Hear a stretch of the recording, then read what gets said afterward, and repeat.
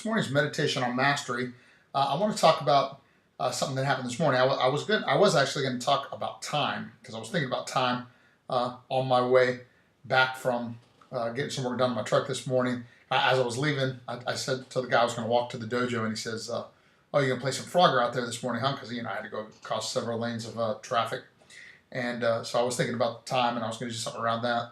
Even the fact that he brought up Frogger, I wonder how many of our kids even know what that is. But that's not what I'm going to do today, because then something else happened on the way in. I was talking with my friend Shihan and we were actually just texting. He texted me a good morning, and we'd been considering joining this group together. It sounded really cool, and it was another, we are both consummate students, always wanting to learn and grow and become better.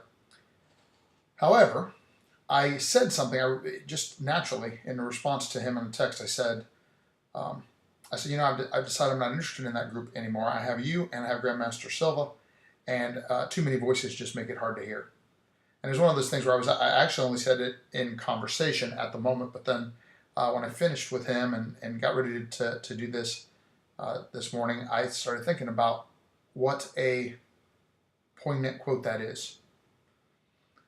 There's an exercise actually that I've done in my leadership programs in various dojos over the last couple decades, and I haven't done it in a long time, so I think I'm going to do it this Saturday. So if by the way you're listening to this and you're a Krav Maga martial arts student, come, bring your family, bring your kids, because it's especially an important lesson to the kids. And what I do, I'll just go ahead and tell you, is we take the kids and we blindfold them, and we have a minefield set up on the mats on the dojo floor, and the kids' job is to try to get across to the other side. But I'll have adults on either side, and I'll have already spoken to the adults on this side and told them that I want them to yell commands. And I've spoken to the adults on this side and I want them to yell commands. And some are going to be actually trying to help, and some aren't. Some are going to be giving good advice and some aren't. Some of that will just happen naturally, and some, of course, will be pre-programmed. But you can see what's going to happen here, right? The child's going to have a real hard time making it successfully to the other side of that minefield, because it's too hard to focus on that many voices yelling at them at one time. So then what I do towards the end, after several kids have had an opportunity to try this, is I'll take one sensei or senpai and I'll say, okay, I want you to get so-and-so child through the minefield. Even if everybody else is yelling, you can do the exercise where it becomes quiet, or you can even do it where everybody else is yelling, because of course you and I know that in real life, and especially in the world of social media and such, everybody is yelling. But if the one voice is in the child's ear and able to give them very, very specific instructions, then even blindfolded, this child will be able to navigate and get safely to the other side. And I remembered that this morning because of the quote. Too many voices make it hard to hear.